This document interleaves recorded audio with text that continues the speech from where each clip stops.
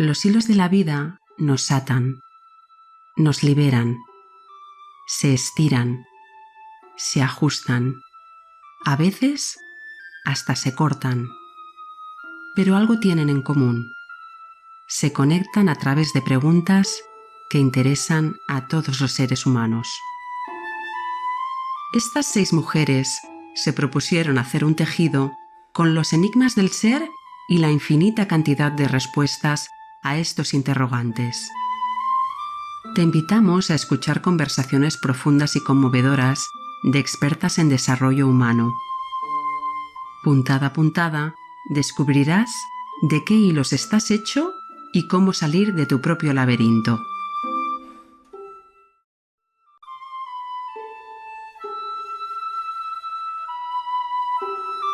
Bienvenido, bienvenida a El Hilo de Ariadna de las Hilanderas.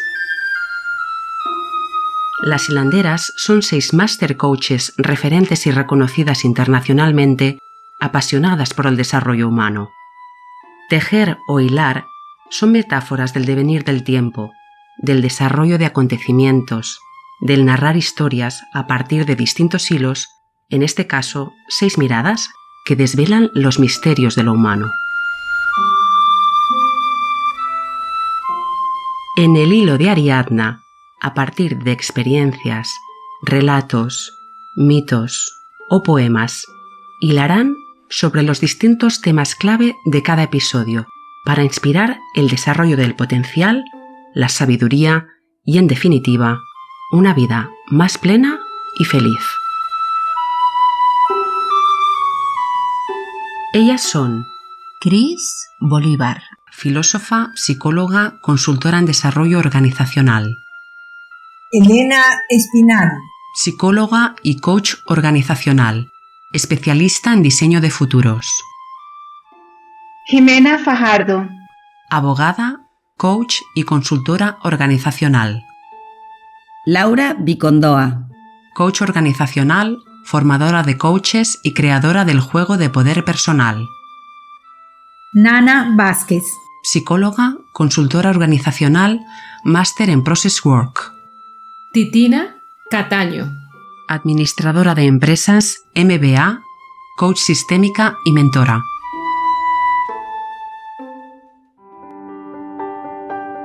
El Hilo de Ariadna es un podcast producido por Las Hilanderas.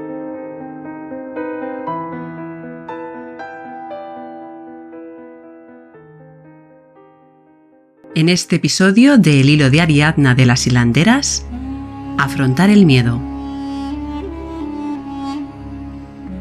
Una mañana, Nasruddin envolvió un huevo en un pañuelo.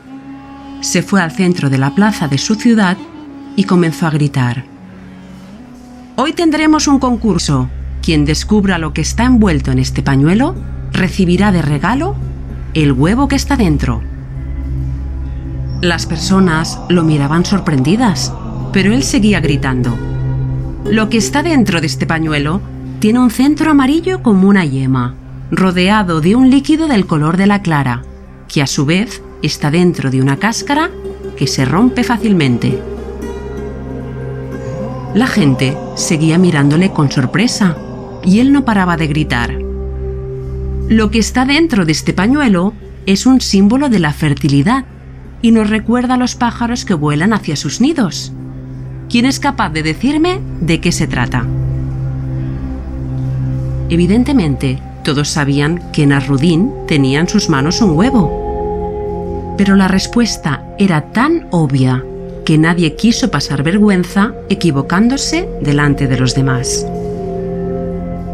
Nasruddin preguntó 2 veces más y nadie se arriesgó a decir algo equivocado. Entonces abrió el pañuelo y les mostró el huevo.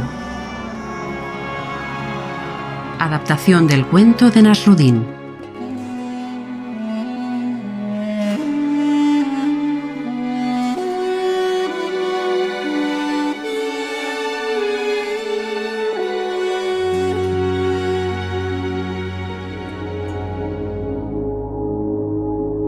Nana, si todos sabían que era un huevo, ¿por qué no lo dijeron?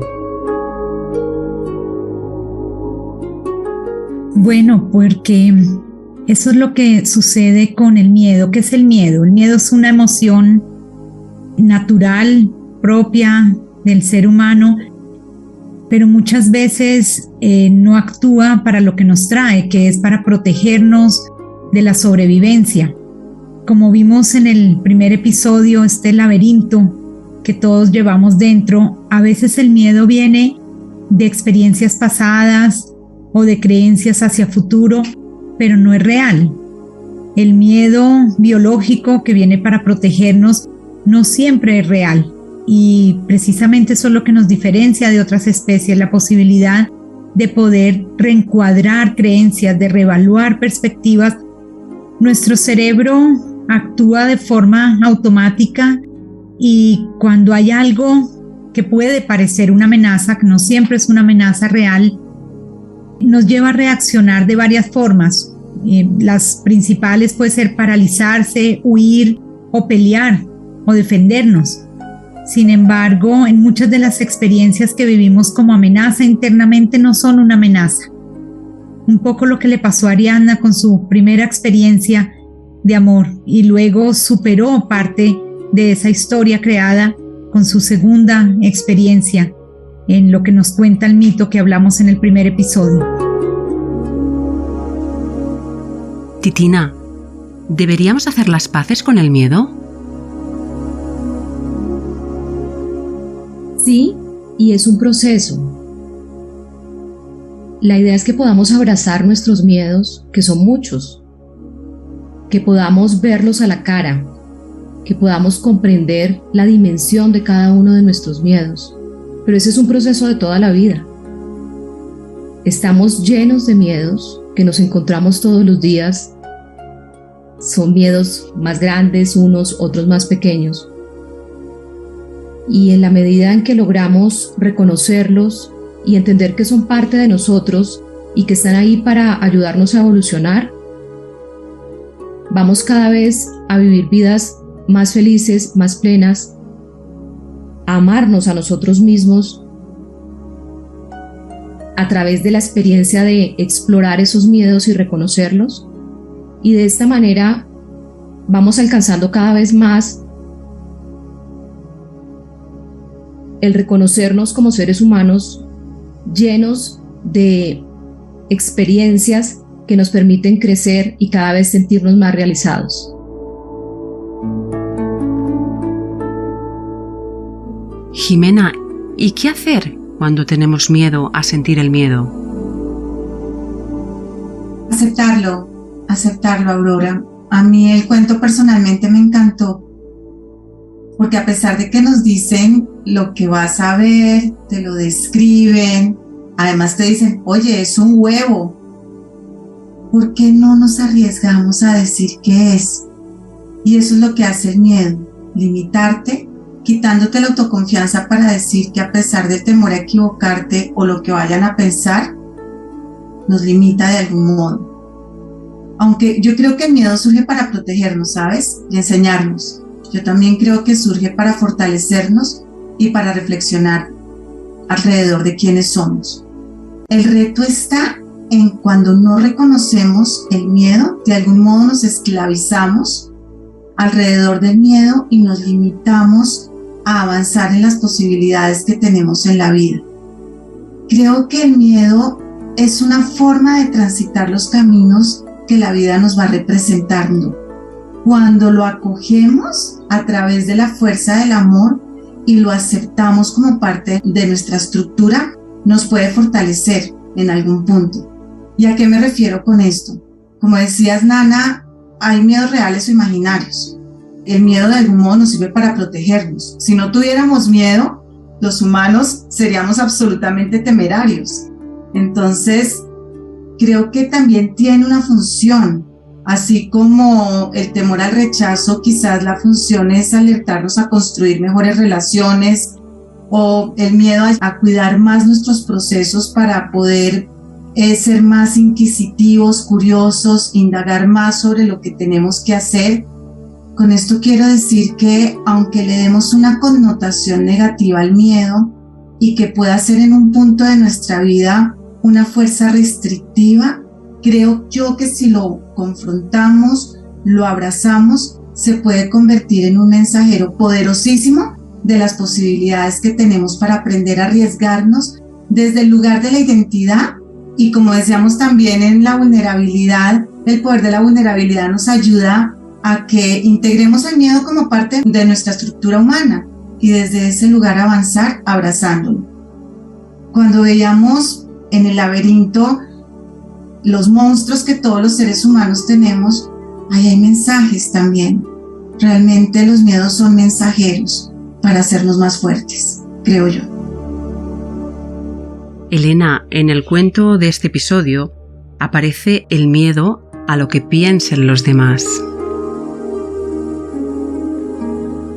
Sí, pero yo creo que desde que existe el lenguaje, desde que dejamos con el lenguaje o con la aparición del lenguaje de vivir en relación, en una relación directa con todos, con los iguales y con los otros, ¿no? Desde las piedras, el agua, otros animales y los parecidos a nosotros. El yo nos hizo perder en nosotros, nos llevó a una individualidad.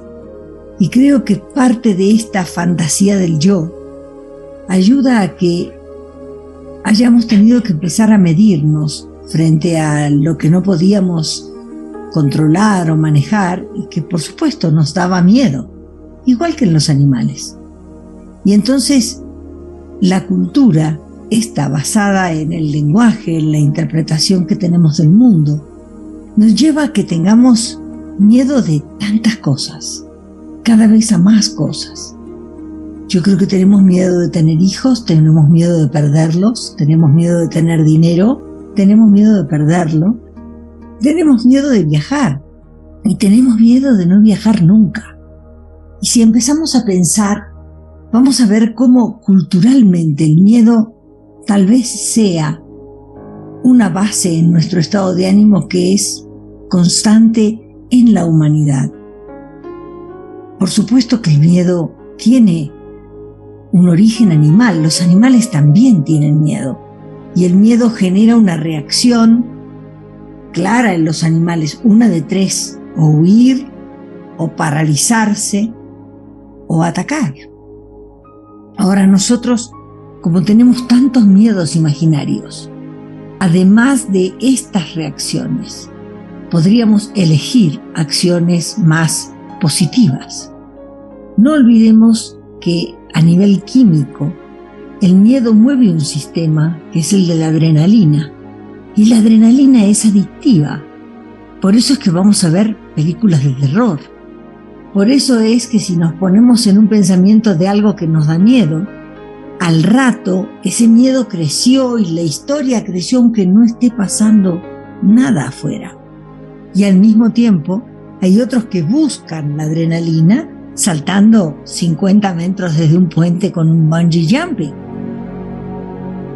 Entonces, cuidado con eso, porque nos da miedo los mismos cuentos que nos contamos.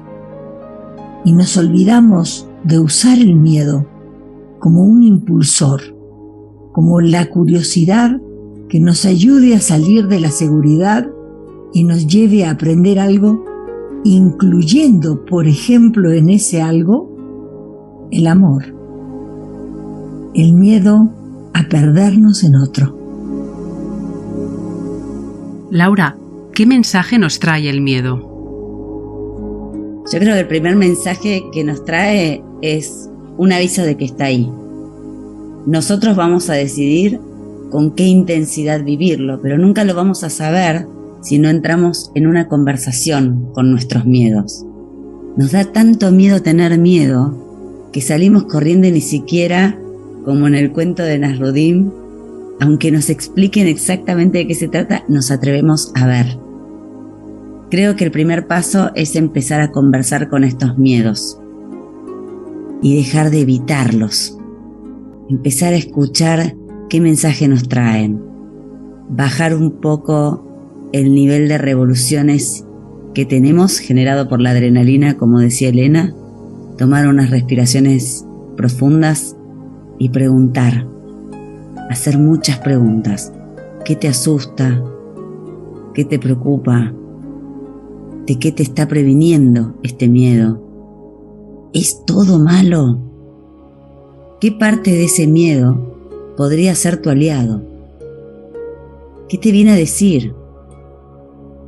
Si está dentro de nuestras emociones, está en nuestra naturaleza, no va a desaparecer. Entonces, ¿por qué no incorporar, por qué no incluir a la fiesta de las emociones a este invitado? Yo siempre digo que cuando dejamos afuera una parte de un sistema, va a encontrar siempre la manera de expresarse. Por eso a veces el miedo vuelve con tanta intensidad, para que no nos quede otra que verlo. Pero nosotros podríamos modificar esto, reconociéndolo cada vez que está, para saber qué quiere, qué necesita, qué nos viene a decir, qué nos viene a traer, y empezar a madurar adultamente, con todas las herramientas que tenemos, y poder ayudar a otros a hacer lo mismo. Cris, ¿abrazar este miedo nos hace más poderosos? Sí, por supuesto. Yo diría, en relación a todo lo que se está diciendo, que el miedo nos muestra eso que no amamos, para que podamos amarlo, aceptarlo, integrarlo, abrazarlo. Claro, el tema es que decimos esto y decimos, bueno, pero ¿cómo? ¿Algo que me da miedo? Yo creo que hay una distinción muy importante detrás de lo que estamos diciendo, que es la distinción entre peligro y miedo. La hemos insinuado, pero lo confundimos.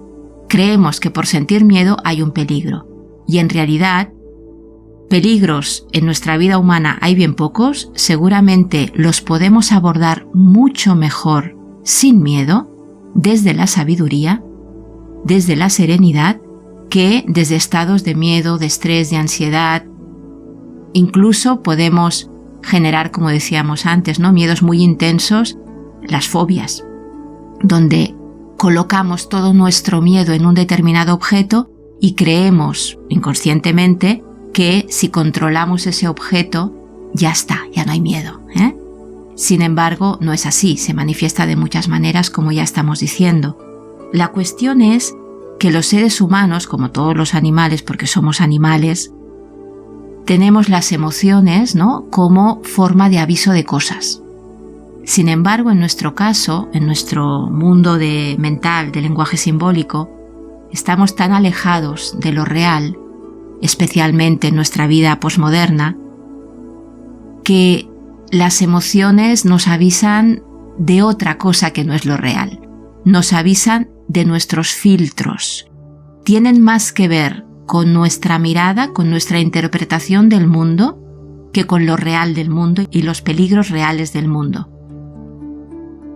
Eso significa que para que todo esto vaya deshaciéndose, no es tanto que desaparezcan los peligros que yo creo que hay, que siempre hay, la vida está llena de cosas, sino cómo yo limpio mi mirada, cómo yo voy hacia un camino de sabiduría, cómo yo dejo de colocarle y proyectarle al mundo mi miedo fundamental, es decir, todos estos miedos de los que hablamos, que pueden haber 200.000 millones, la incertidumbre, que si pierdo esto, que si gano aquello, que si qué dirán de mí, que si no sé qué, son miedos secundarios. El miedo fundamental tiene que ver con esa herida que hemos dicho en otros episodios ya, especialmente en vulnerabilidad, en identidad, donde al final es desde mi ego, desde mi percepción sesgada de lo que hay, cómo me estoy percibiendo a mí y cómo el mundo me trae un espejo de eso. Por ejemplo, en el cuento de Nasruddin me ha recordado mucho al experimento de Asch, que es un experimento donde una persona ve lo real, pero como hay un grupo que ve otra cosa, la presión es tal que no se atreve a decir eso, porque al final se pone en jaque, ¿qué pensarán de mí? ¿Cómo me estoy viendo yo? ¿Cómo yo puedo afrontar esto? ¿Tendré capacidad para? Y eso es lo que nos atrapa al final. Elena, ¿podemos controlar el miedo? Aurora, por favor, y bordando sobre lo que Cris dijo, no olvidemos que miedo es la palabra que le ponemos a una reacción fisiológica. Entonces, no confundamos palabra, que es símbolo, con reacción. El niño también tiene una reacción fisiológica y tiene un shock de adrenalina, pero lo entiende como curiosidad. Y va hacia eso, va hacia lo desconocido y va a aprender. El adulto le dice miedo y ese miedo hace que en la educación nosotros frenemos esa acción. La adrenalina puede volver muchas veces algo que nos importa en un reto.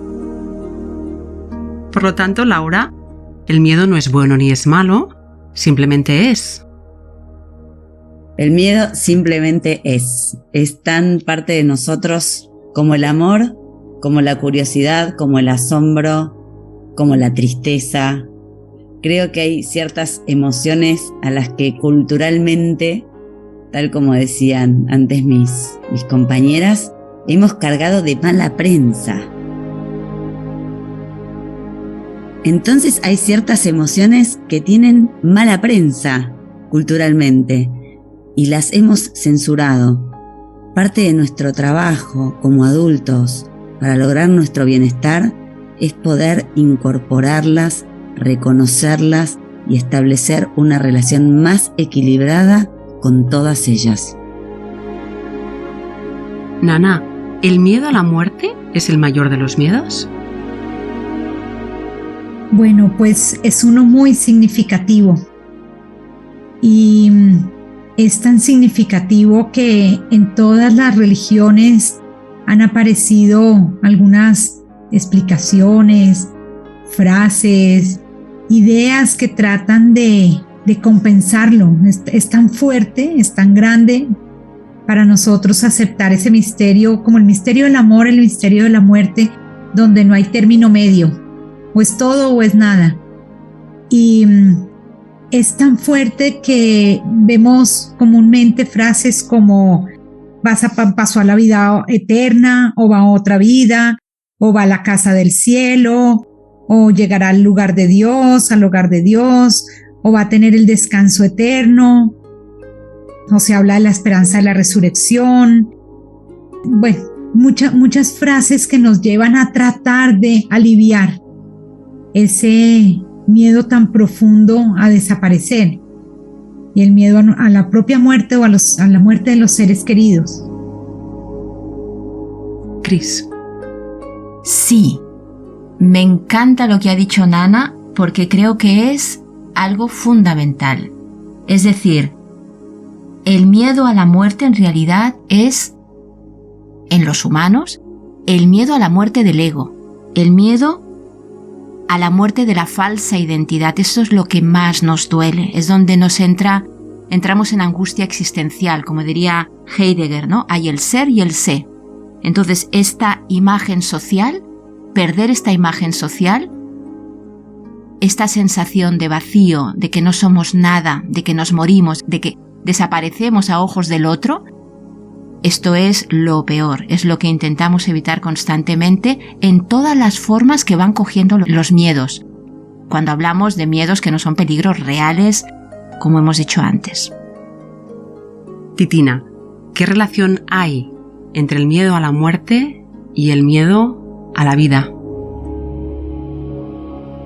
Cuando realmente enfrentamos el miedo a la muerte, aceptamos que hay un potencial creador, que hay algo más que nos sostiene. Esa es la única forma de reformatear nuestros miedos. También tiene que ver con la capacidad de vivir en el presente y así sentirnos vivos y dejar esos miedos que finalmente vienen del pasado, vienen de miedos ancestrales, de infancia, y al vivir realmente en el presente podemos entonces conectar con esos hilos de amor que nos sostienen. Podemos retomar todo lo que nos está sucediendo porque finalmente lo hemos creado nosotros mismos. Y es ahí donde viene esa inteligencia amorosa que nos permite vivir. Porque soltamos los miedos y liberamos esos patrones del pasado que nos tienen atrapados. También tiene que ver con que tengamos la capacidad de ser compasivos con nosotros mismos, con esos miedos que muchas veces nos atrapan, y cuando hay compasión, entonces el amor puede surgir, y realmente ahí es donde logramos alquimizar nuestros miedos. Jimena, ¿cómo desapegarnos entonces de estos miedos?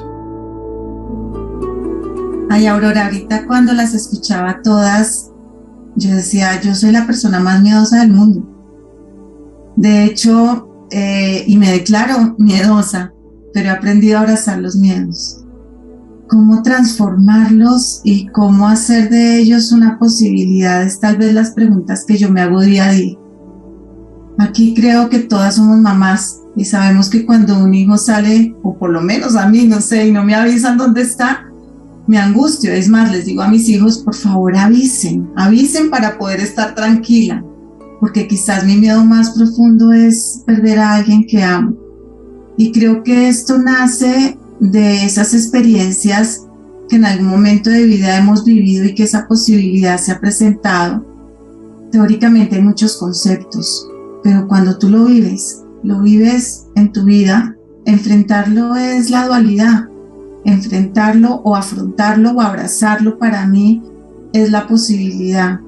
Yo creo que los miedos son necesarios para vivir y para existir, pero no para paralizarnos. Cris hablaba de algo que me encantó en las distinciones de diferenciar el peligro versus el miedo que sentimos, o el miedo a vivir, como decían algunas de ustedes, o ese instinto animal, pero la realidad es que todos sentimos miedo. Y el punto es qué hacer con el miedo y qué cara le ponemos al miedo y qué mensaje nos quiere dar el miedo. Para mí es eso. Yo soy de las que digo que sufro de pánico escénico, pero salgo y lo enfrento. Vivamos en el amor, como decía Titi, porque el amor abraza el miedo. Como veremos en el próximo episodio. Para concluir, ¿cómo afrontar nuestros miedos en el día a día? Laura.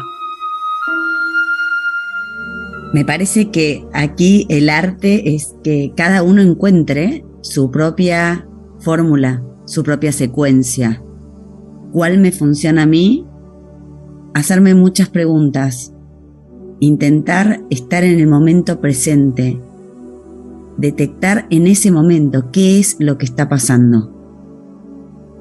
Hacerme muchas preguntas sobre ese momento e indagar sobre los recursos que tengo para relacionarme con eso. Y nuevamente, como decía antes, el miedo es otra emoción más. No echarla de la fiesta, sino incluirla, darle su espacio y aprender a convivir sanamente con ella. Cris. A mí se me ocurren un par de cosas por lo menos.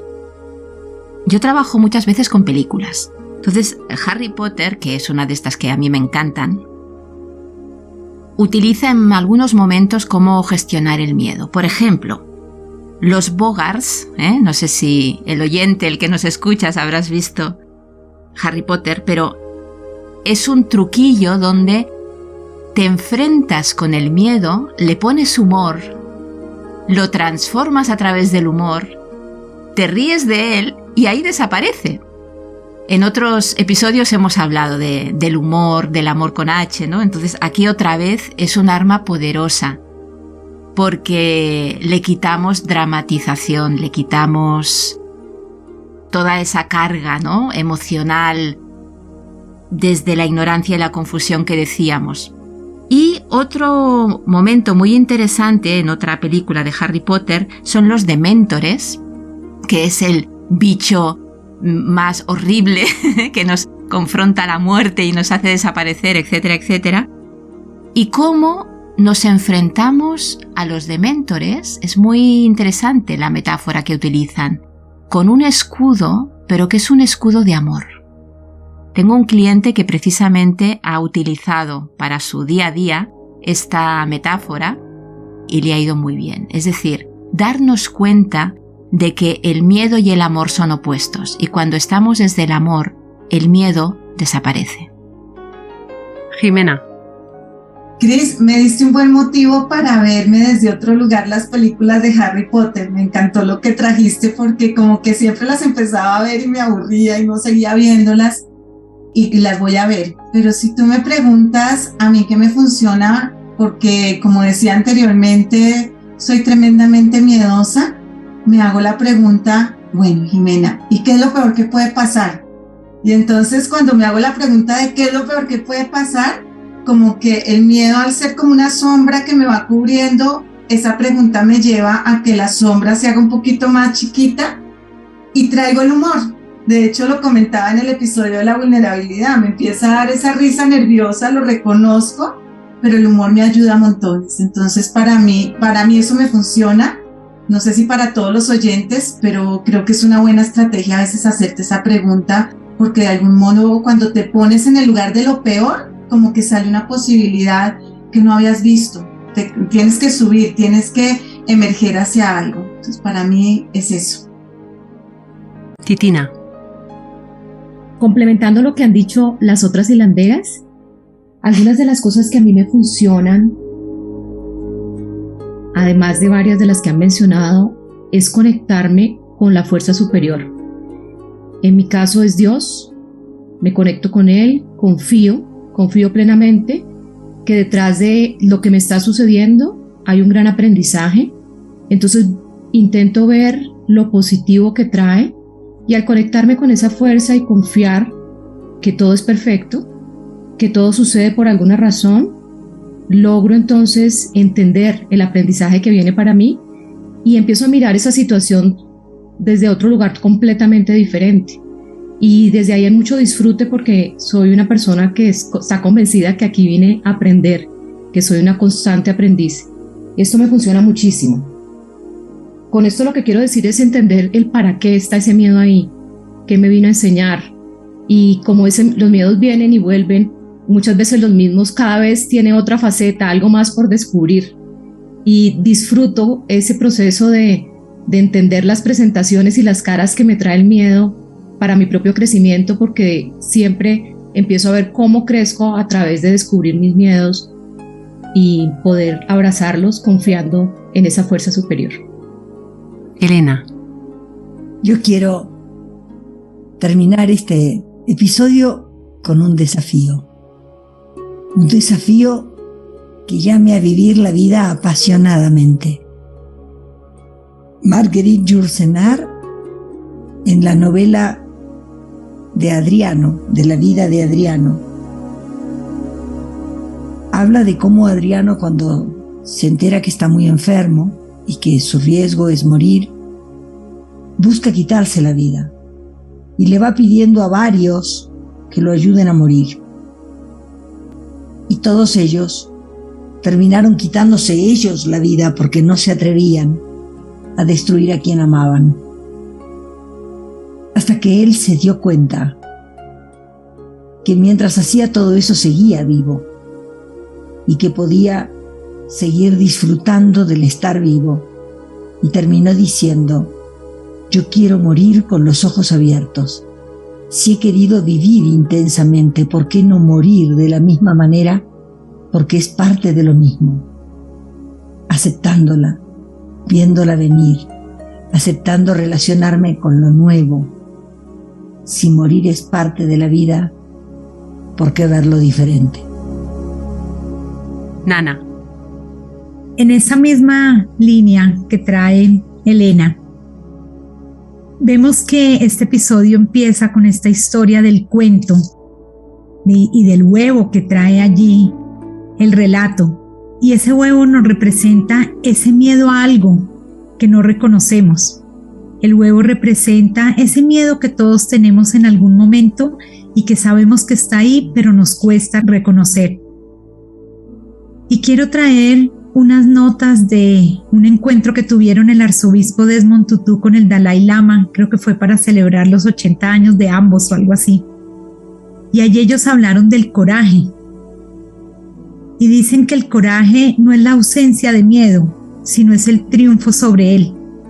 La palabra coraje viene del francés coeuro, corazón, y el arzobispo dice por allí, es el triunfo del amor y del compromiso de nuestros corazones sobre el murmullo de la mente, cuyo objetivo es mantenernos a salvo. El coraje es el triunfo sobre el miedo. Y en ese mismo encuentro el Dalai Lama concluye diciendo, ¿por qué tener miedo con 7 millones de personas a tu lado?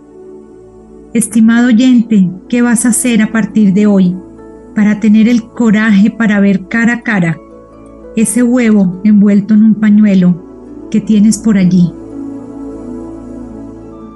Gracias a todas. Te esperamos nuevamente aquí, en el Hilo de Ariadna, en esta temporada de El Enigma del Ser, donde en el próximo episodio hilaremos sobre vivir desde el amor y la compasión. Ricard Rotllan nos ha acompañado en el equipo técnico, les ha hablado Aurora Antón.